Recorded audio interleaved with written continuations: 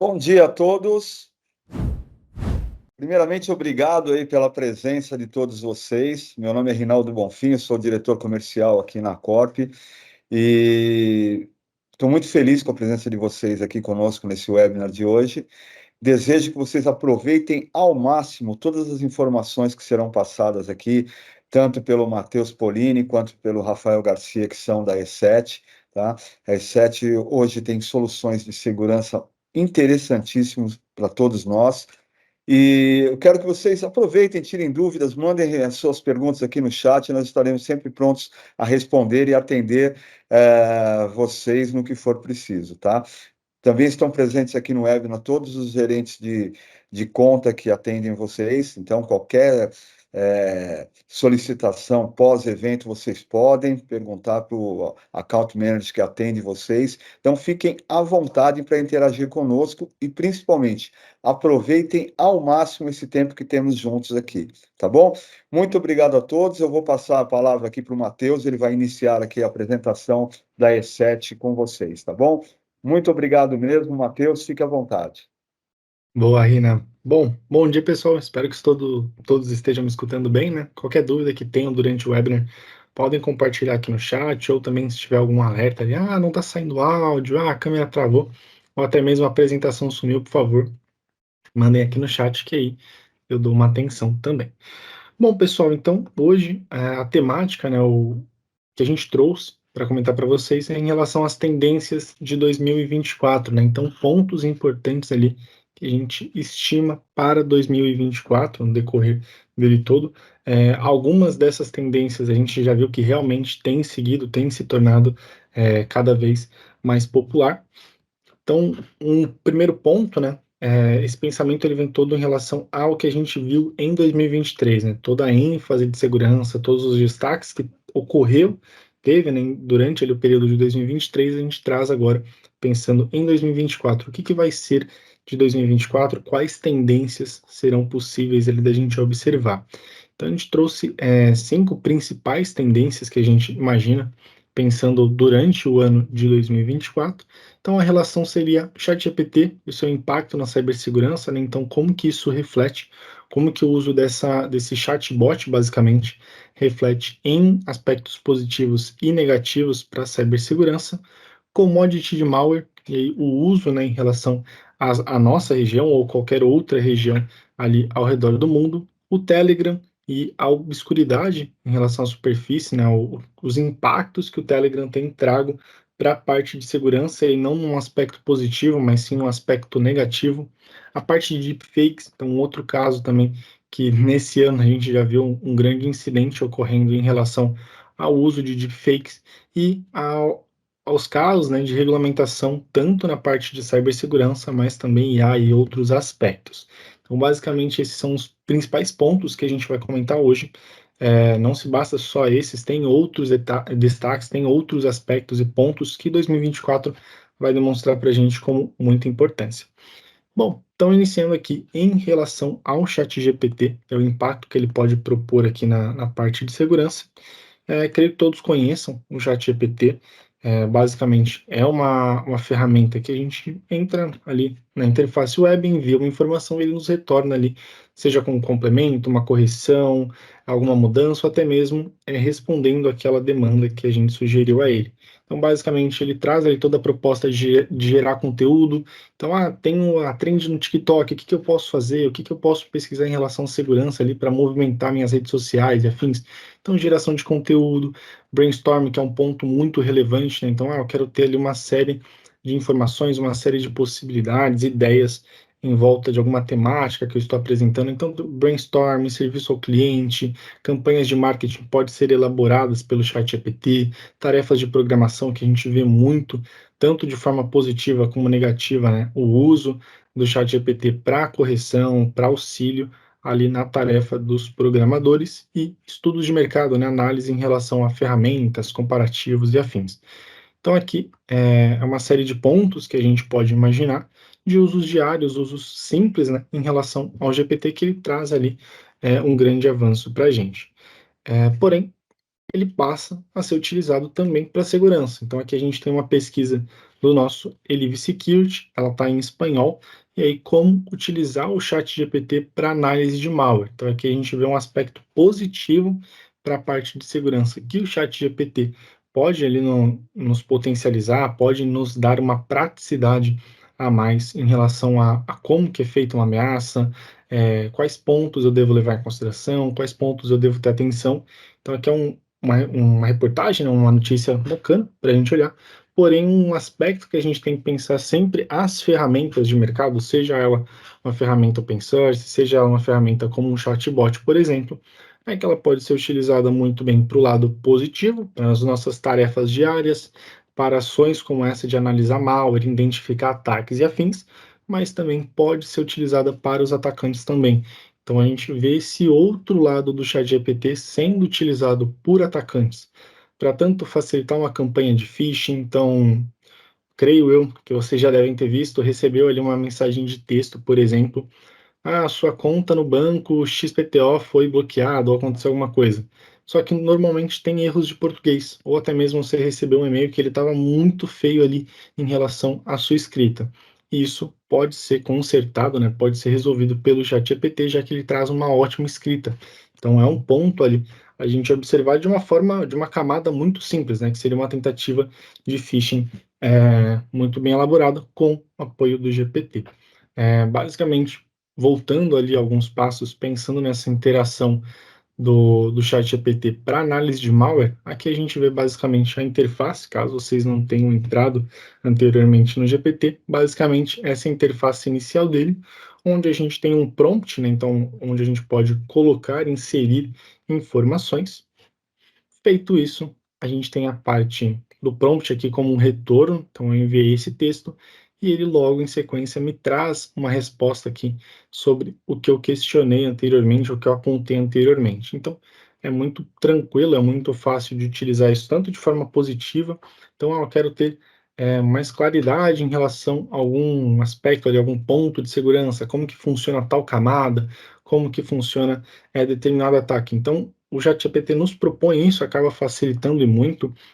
Vejo muitas pessoas ali da área sugerindo, utilizem o GPT para facilitar ao máximo, né, o processo de estudo, para diminuir aquela busca por tópicos, o que acaba sendo uma praticidade muito grande, porém, a gente também poderia levar isso para o aspecto malicioso, como eu comentei, das questões, né, em relação ao phishing. E aqui a gente vê alguns pontos, né, que podem ser levados em consideração do estágio ali, o momento que a gente está em relação ao chat GPT. Então, primeiro é a ética e moral em relação ao que é enviado, o que é utilizado, como é utilizado o chat GPT de forma geral. Então, seja a gente solicitando apoio em uma questão de uma prova, seja a gente solicitando como realizar uma campanha de phishing, ou até mesmo a gente utilizando para uma tarefa diária. Então, vai ali de acordo de como a gente utiliza a ferramenta, já que hoje não tem nenhuma limitação, ele não traz nenhum tipo. Assim, tem as bases, né? Então, por exemplo, se eu pedir uma licença da Microsoft, obviamente ele não vai me trazer uma licença da Microsoft pelas limitações que vem ali com a ferramenta. Porém, fora disso, ele pode responder basicamente qualquer coisa. Então, esse é um ponto importante, né, da gente pensar em relação a o uso do chat GPT.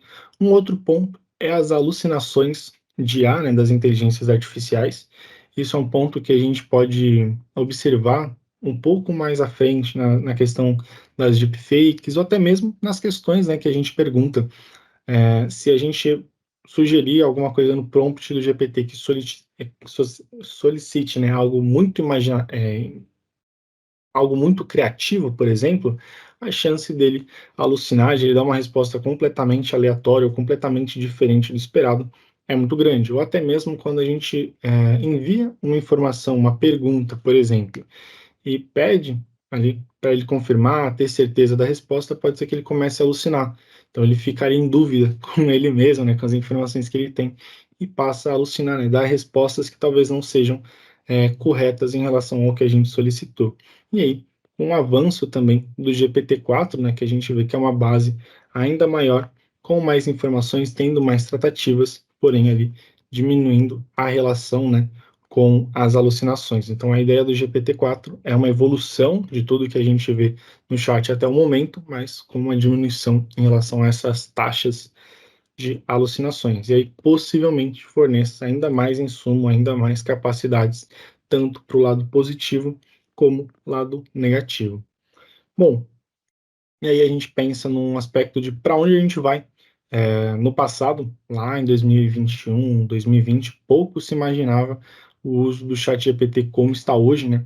Então, é interessante que a gente pense na eficácia dessa ferramenta. Cada vez ela tem se tornado algo mais prático, algo que tem conquistado ali o mercado cada vez mais. Isso a gente pode ver essa relação muito forte com a Microsoft, por exemplo, que teve o seu lançamento do Copilot nas suas ferramentas do 365. Então, antes não tinha um Excel com inteligência artificial e agora passa a ter. Então, a gente pode ver que o chat ele realmente é uma tendência há muitos anos, tem seguido cada vez mais, mas cada vez abordando outros mercados, facilitando diversas ferramentas. Então, isso é um ponto muito importante, né, da gente se orientar para onde a gente vai, né? Qual que vai ser o uso da ferramenta, quais grandes escalas ela vai tomar ali conforme o tempo. Mais para frente, quando a gente passa a pensar em deepfake e regulamentação, eu vou voltar a comentar sobre inteligência artificial, sobre o GPT, por exemplo, que também são outros casos de tendência que acabam tendo relação direta com a inteligência artificial. Bom, e aí a gente pensa em alguns pontos, né, da E7 junto da inteligência. Então, a E7 utiliza a inteligência artificial dentro dos produtos. Vale sempre lembrar que inteligência artificial não é apenas o machine learning, é um complemento, né? Eles têm uma relação em como é feita a análise, como entregue essa análise ali.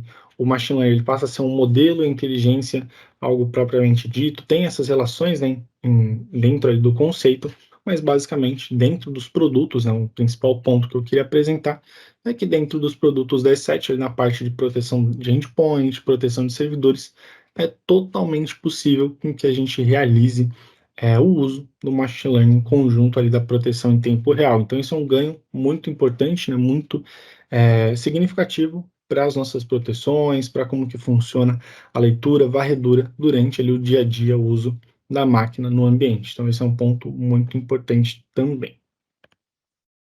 Bom, e aí a gente passa a pensar no segundo ponto, né, aqui em relação às tendências, que é a parte de commodity malware e o seu uso na região. Então, commodity é basicamente algo que gera valor, algo que tem valor de mercado, e o malware ele passa a ser visto cada vez mais algo relacionado a algo monetário.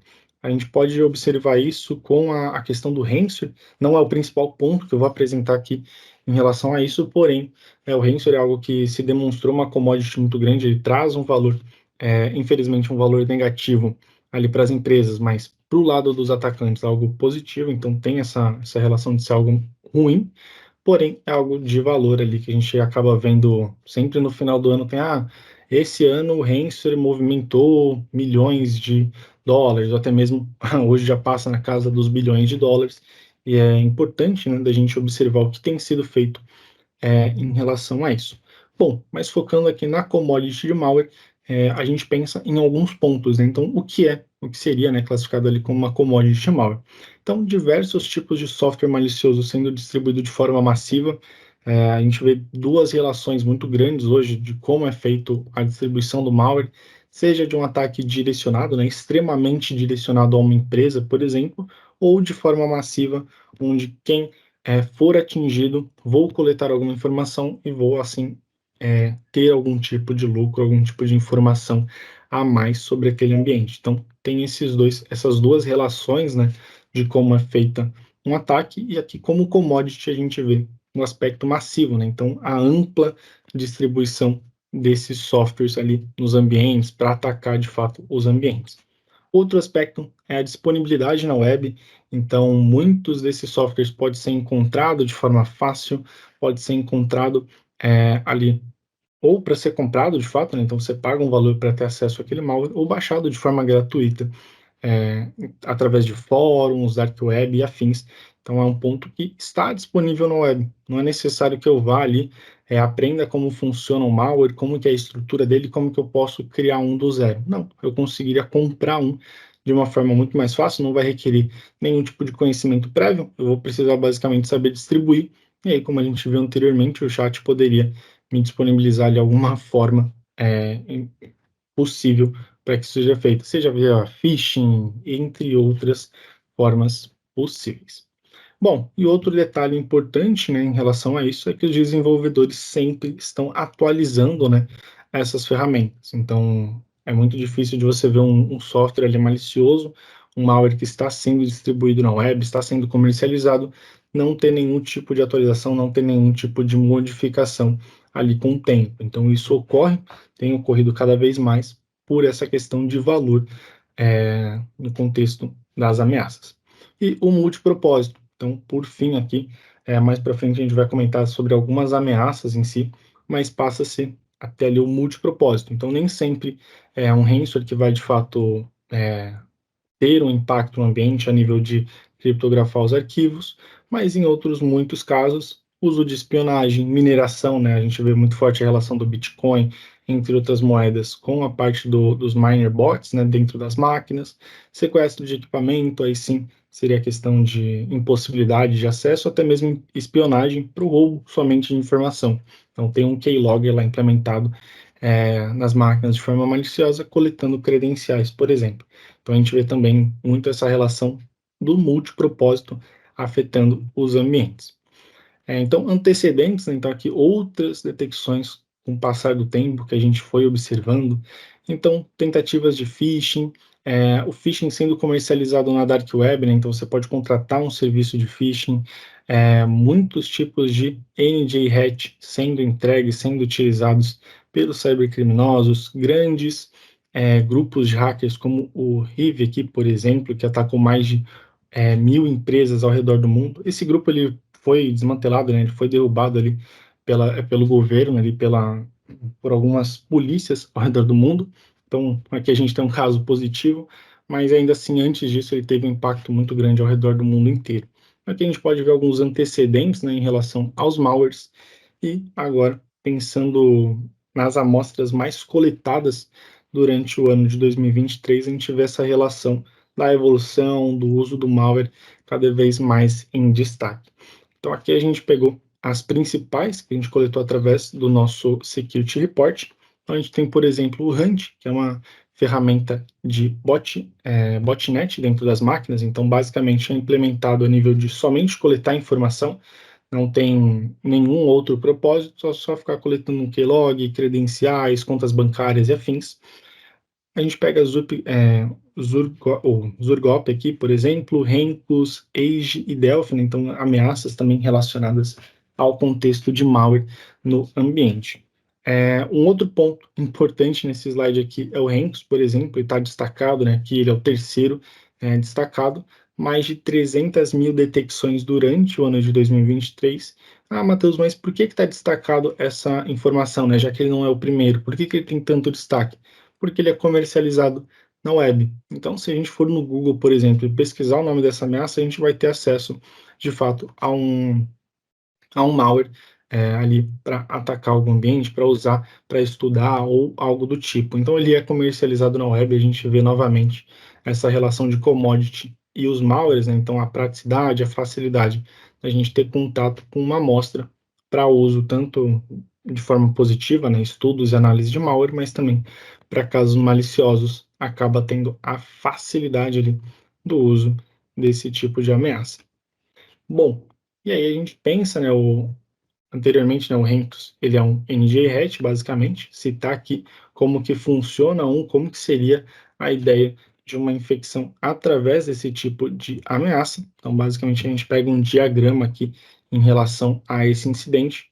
A gente pode ver que muitos casos utilizam o phishing como um formato de distribuição. Então, aqui eu vejo o meu cybercriminoso enviando um e-mail com conteúdo possivelmente malicioso, né? Ele está compactado, então a gente não tem certeza de início. Então a vítima vem aqui, abre o e-mail e realiza o download desse arquivo compactado. Ele, por sua vez, não tem nenhum tipo de malware direcionado ao ambiente, né? Então ele de início não tem nenhum tipo de código malicioso. Porém, quando é feita a extração, quando é feito o processo de carregar em memória, quando ele é executado, ele cria scripts, ele realiza downloads da internet, onde é buscado esse NJ-RET em específico, né, que aí sim se torna um ataque ao ambiente. Então, o NJ-RET é executado de forma automática, onde ele fica ali de forma silenciosa no ambiente. Ah, Matheus, mas o que é um NJ-RET? Qual que vai ser a possibilidade? Qual que vai ser o efeito dentro do meu ambiente? Um pouquinho mais para frente eu vou comentar, mostrar algumas telas em relação a esse tipo de ameaça, mas basicamente são ameaças que permitem o controle e acesso remoto das máquinas que são afetadas. Então, por isso que posterior ao NJ-RET rodar no ambiente, a gente tem aqui o contexto de comando e controle. Então, o hacker ele já tem ali por onde ele realiza esse acesso remoto e também para onde ele vai enviar as informações extraídas do ambiente. Então, basicamente, o NJ-RET vai permitir o acesso remoto ao ambiente. E aí, com isso, a gente tem algumas ressalvas, né, alguns detalhes sobre esse tipo de ferramenta. Por exemplo, aqui a gente tem a interface gráfica desse NG-RET que a gente comentou anteriormente, onde ele, por exemplo, permite que a gente faça ali diversas ações dentro do ambiente, gerenciar a máquina, rodar algum arquivo, acessar via RDP, né, o Remote Desktop, acessar a câmera do dispositivo. Então a gente tem algumas diversas ações em uma interface muito simples, muito dinâmica de uso. Basicamente, com o botão direito ele já teria diversas ações possíveis dentro desse dispositivo. E aí, com isso, eu também consigo coletar, por exemplo, toda a conexão de rede que a máquina está realizando, toda a parte de serviços que ela está executando, ou até mesmo posso executar algum tipo de serviço, imputar algum arquivo nessa máquina. Então, é uma ameaça que acaba tendo N possibilidades, até em casos de ransomware, por exemplo, são ferramentas, são ameaças utilizadas também, porque pós a extração de informação, por ela eu também conseguiria distribuir algum tipo de ameaça, né, de impacto no ambiente. Então, ela acaba sendo muito fácil e também tendo um risco muito alto dentro do ambiente. E aí, com isso, antes de seguir para outra tendência, a gente passa a pensar um pouco no olhar da E7 também. Então, como que a E7 pode nos beneficiar em relação é, a esse contexto do NG-RET dentro dos ambientes? Então, parte de tecnologia anti-malware, tanto a detecção por DNA como o E7 Live Grid. Então, basicamente, a detecção por DNA, a gente vai correlacionar informações, então a gente vai conseguir analisar basicamente o DNA, né, a estrutura toda do malware para sim prover algum tipo de proteção dentro do ambiente, seja limpeza, seja exclusão, seja quarentenar. Então, vão ter ações em volta disso. Quando a gente expande para outras ferramentas, a gente poderia trabalhar contextos ainda mais profundos. E o Live Grid, que basicamente é um sistema em nuvem da E7 que unifica todas essas amostras sendo coletadas, todos esses artefatos sendo coletados, envia para um único só repositório, onde ao redor do mundo inteiro partilham do mesmo, né? Então, caso ocorra um ataque ali na Europa, por exemplo, vai ser enviada uma informação para o Live Grid e caso ocorra aqui no Brasil, a gente vai comparar essas amostras, vai comparar essas informações e já realiza o bloqueio de forma automática.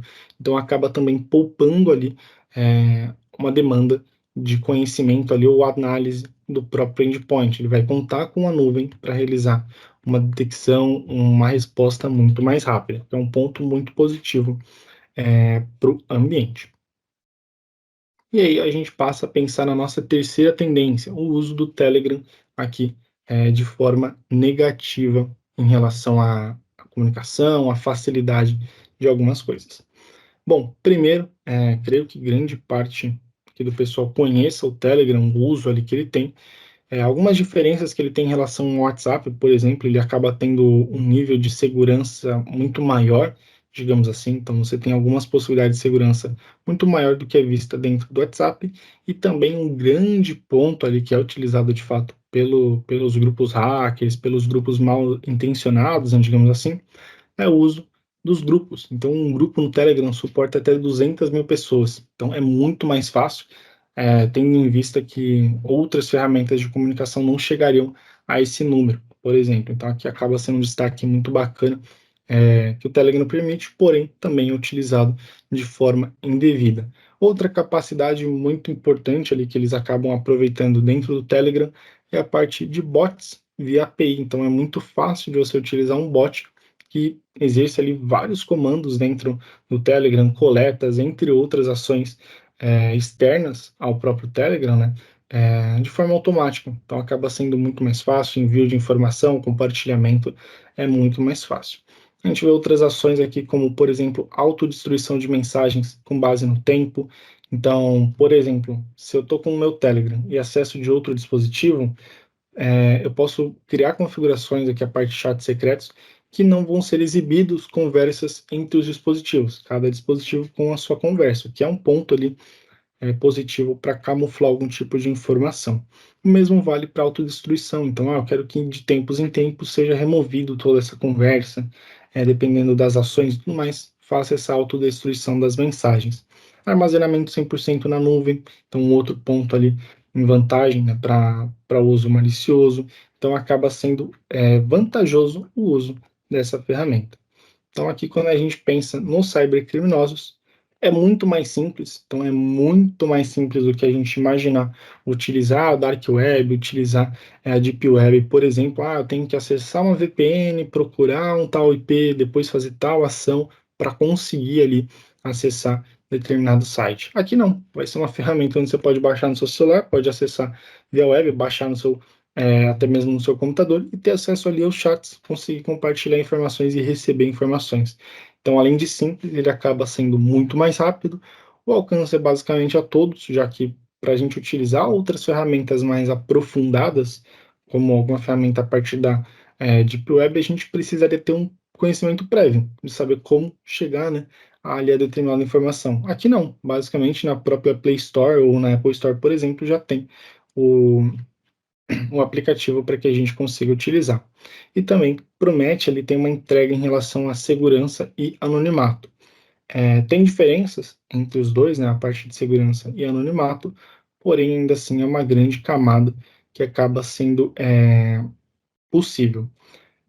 Tem as diferenças que eu comentei, não passa a ser um anonimato direto, né, ainda assim seriam possíveis de coletar informações em relação às pessoas que realizam a comunicação, porém, com toda a questão de criptografia, dos chats secretos, da parte de autodestruição das mensagens, acaba ali sendo uma ferramenta que provê tanto um anonimato, mas também uma boa segurança, né, em relação à comunicação, o que acaba novamente complicando em relação a isso.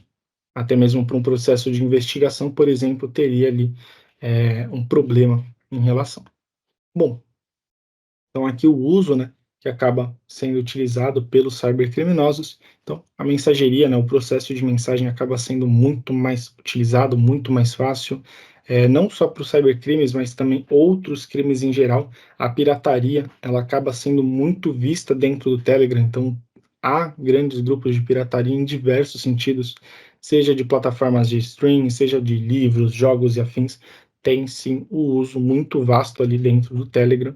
Então a gente vê esse contexto não sendo só os cybercriminosos a nível de compartilhar uma ameaça, né, algum tipo de vírus e afins, mas também o uso entre outros crimes de forma geral. Então, esse é um outro ponto muito importante e até mesmo a facilidade para a gente ingressar em algum tipo de comunidade, em algum tipo de grupo dentro do Telegram, acaba sendo muito fácil.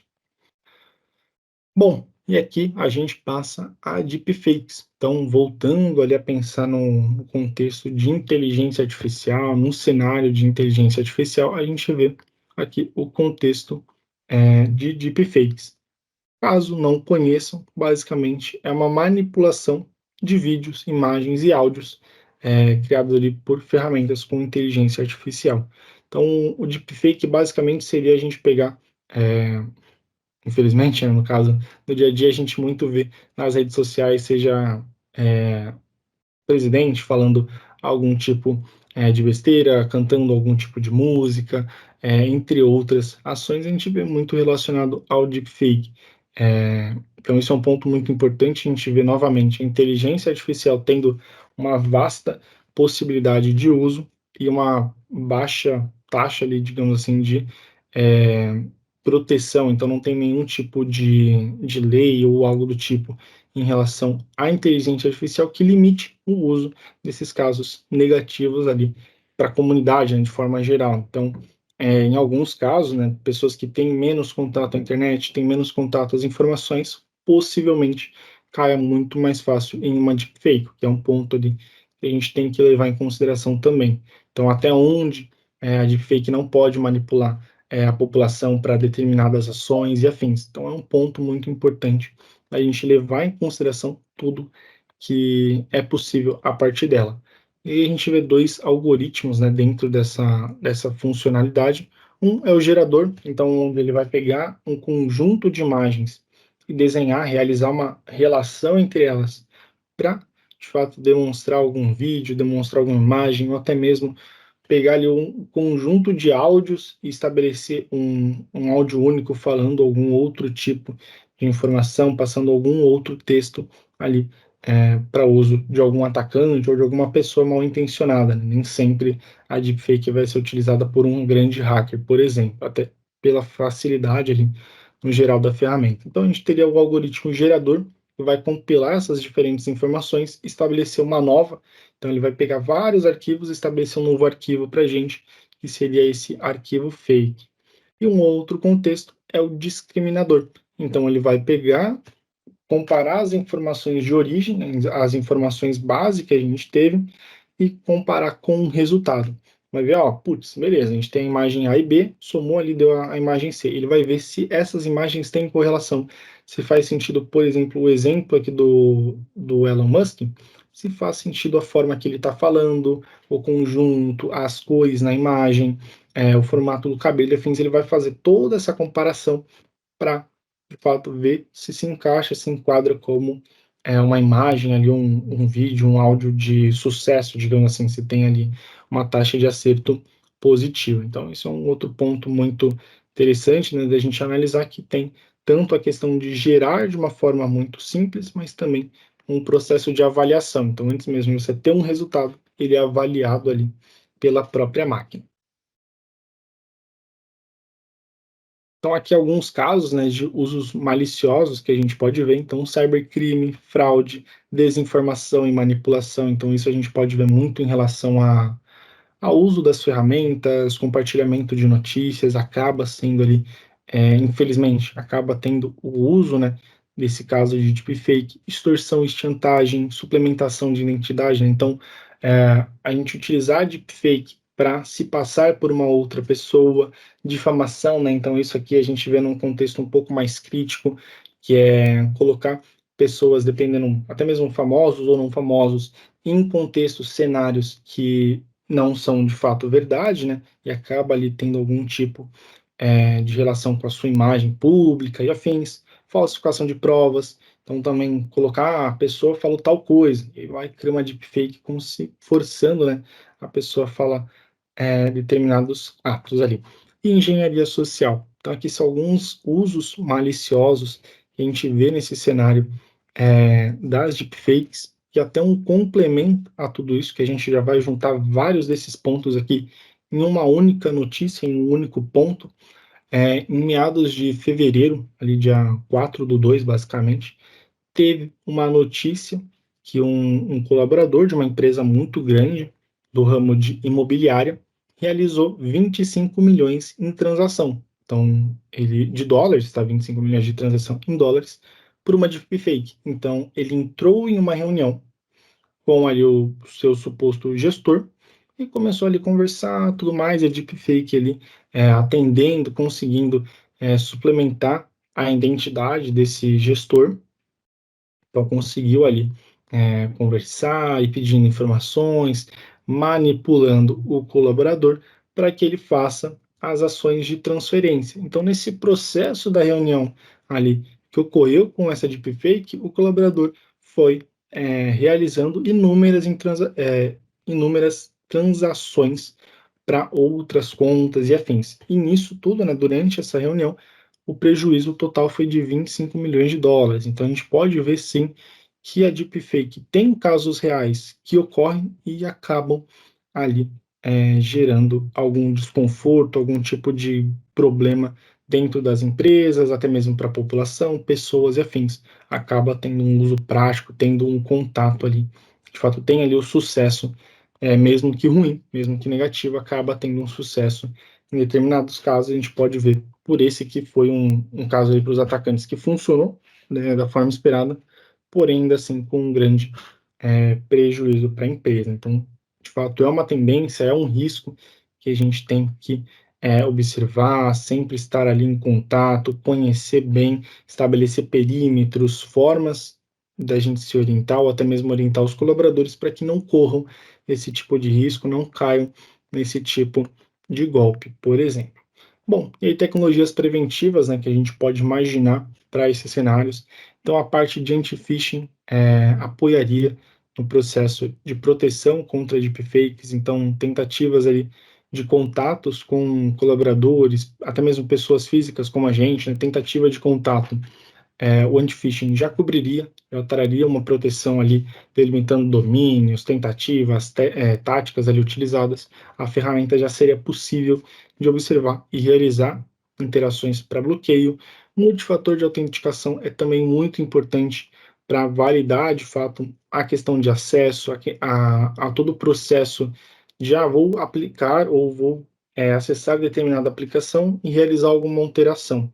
Quando eu tenho esse múltiplo fator de autenticação, acaba ali gerando uma garantia maior nesses processos de interações, nesses processos de validação de informação. Então, é um outro ponto ali que acaba também dando muito apoio para nós. Onde a gente poderia ver esse múltiplo fator de autenticação nos dando apoio? Então, por exemplo, hoje poderia acontecer de alguém me ligar e eu ficar lá falando, respondendo informações de forma achando que é algo do banco, achando que é algo que eu preciso de fato ter uma atenção naquele momento e vou respondendo via telefone. Eles vão lá captando a minha voz, vão captando a minha voz, tudo mais, pegam, junta tudo aquilo que eu falei e monta um outro texto, monta um outro áudio e aí utiliza esse áudio para inúmeros golpes. Se eu tivesse um múltiplo fator de autenticação nessas ferramentas, nessas possíveis interações que eles fariam depois, seria já um processo de proteção em relação a mim, porque, como eu comentei anteriormente, até voltar aqui, um dos casos que pode ser utilizado é a engenharia social.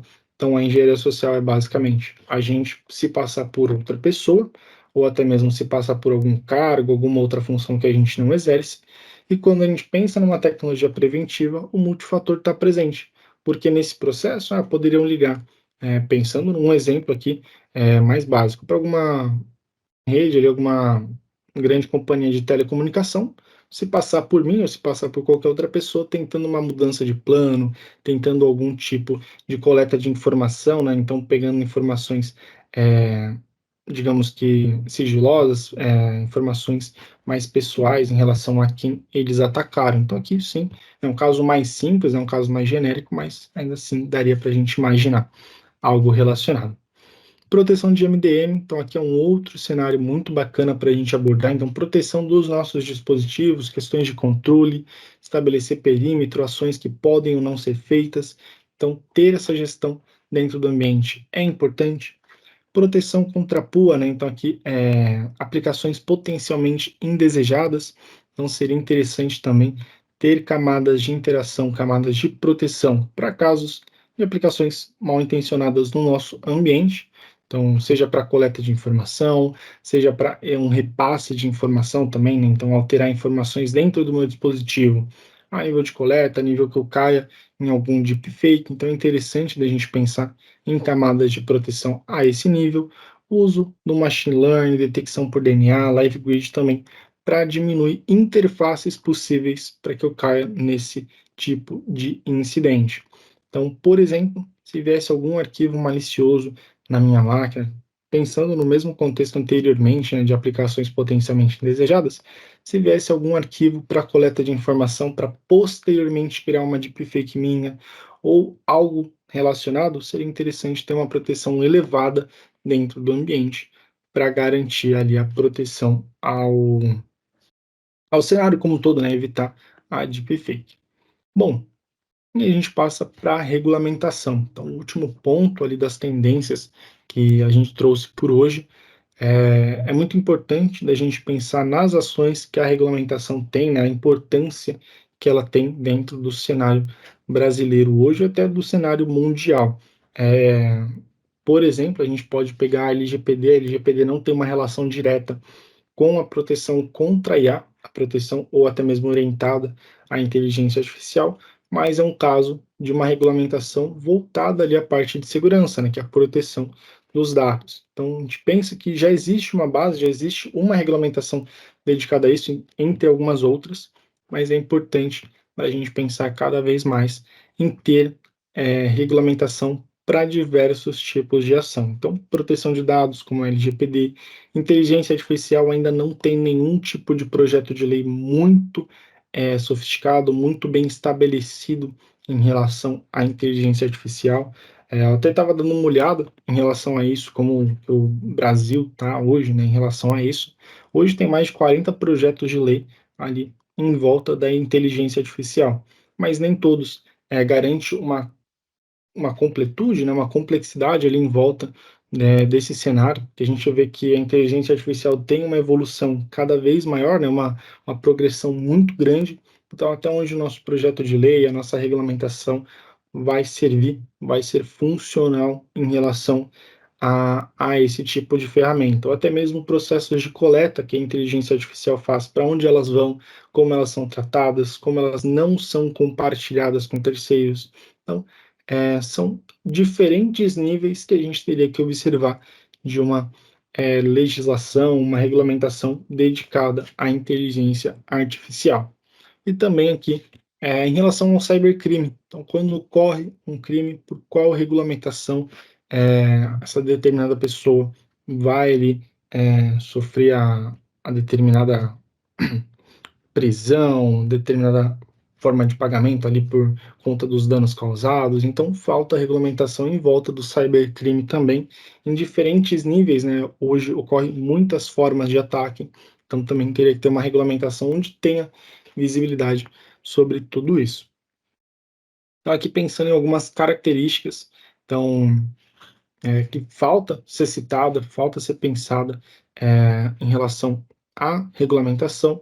Então, especificações sobre sistemas de gestão da informação, então como que é delimitado isso, como que é bem estabelecido, quais são as boas práticas, em relação às técnicas existentes, né? Então, como que é estabelecido esse padrão de proteção e quais exigências a gente tem sobre essas técnicas utilizadas, características aqui em relação às redes, softwares e hardwares, então a proteção, né, em relação à parte de rede, software e hardware, as diretrizes para o uso de IA, então como eu comentei anteriormente, como que vai ser estabelecida uma regulamentação para o uso da IA, quais informações ela pode coletar, quais informações pode compartilhar ou até mesmo armazenar, retenção e afins.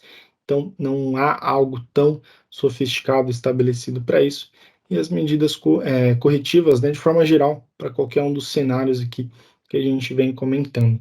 Então, é bem importante a gente pensar em todo o contexto de regulamentação, seja para um cybercrime ali, uma coleta de informação, ou até mesmo para um caso de deepfake, tem que ter processos ali de proteção às pessoas e às empresas em volta disso, né? Acaba sendo um ponto muito importante. Imagina só se isso, caso de deepfake, caso dos cybercriminosos cada vez mais em alta e não ter nenhum tipo de proteção para a comunidade, para as empresas, por exemplo. Então é um gap, é uma falta que acaba ocorrendo.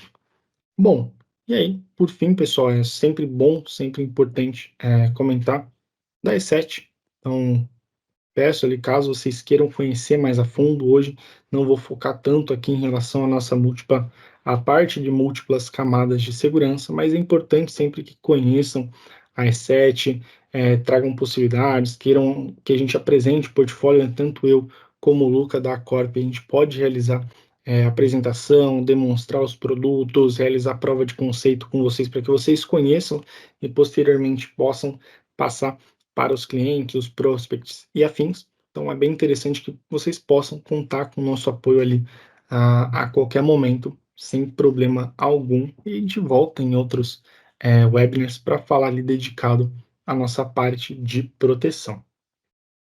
Bom, e aí, pessoal, caso tenham dúvidas, podem mandar aqui no chat, né, na parte de cima. fica totalmente em aberto agora para as dúvidas e também deixo a palavra com o Rafael, com o Rinaldo, caso queiram complementar aqui o assunto.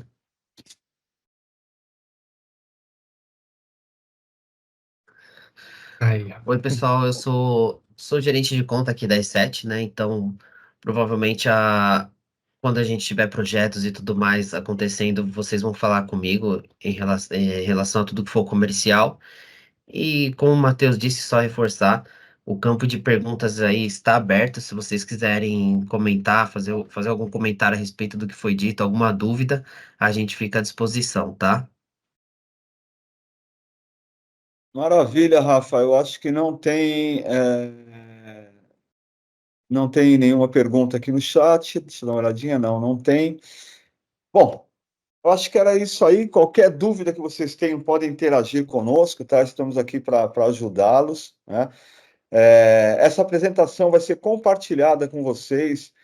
Depois a gente vai encaminhar aí toda essa apresentação, todo esse evento por e-mail para vocês, tá? Vocês vão receber isso no e-mail de vocês. E qualquer dúvida que tenham, não hesitem em falar com o seu account manager aqui dentro da Corp, tá? Todos nós estamos aqui para ajudá-los, para tirar dúvidas, para fazer negócio, e um negócio interessante e importante que a gente sempre frisa. Qualquer produto que vocês precisem, qualquer solução que vocês precisem da E7, vocês podem obter um trial, vocês podem fazer a POC junto aos seus clientes, vocês podem testar isso antes. Então, para vocês perceberem a integridade e a confiança que a gente tem na companhia, a gente faz isso direto. Precisa tirar dúvidas da solução? Põe um trial no teu cliente, tá? Não deixe de fazer isso, que você vai ver que a resposta vai ser rápida e imediata e a solução vai ser muito bem aceita dentro do teu cliente, tá? Então, fiquem à vontade para interagir com a gente. No mais, eu desejo a todos aí um ótimo dia, bons negócios, falem conosco e muito obrigado ao Matheus, ao Rafael pelo tempo, tá? Muito obrigado mesmo pela parceria aí que a gente sempre tem visto com vocês e meu muito obrigado a todos pelo tempo e por estarem conosco aqui nessa horinha aqui para tirar essas dúvidas e aprender um pouco mais sobre E7, tá bom? Muito obrigado, Rafa. Obrigado, Matheus. Obrigado, Leonardo. Obrigado a todos. Um abraço. Obrigado, pessoal. Obrigado, Ótimo Rina. dia. Obrigado, Bom pessoal. restinho de semana.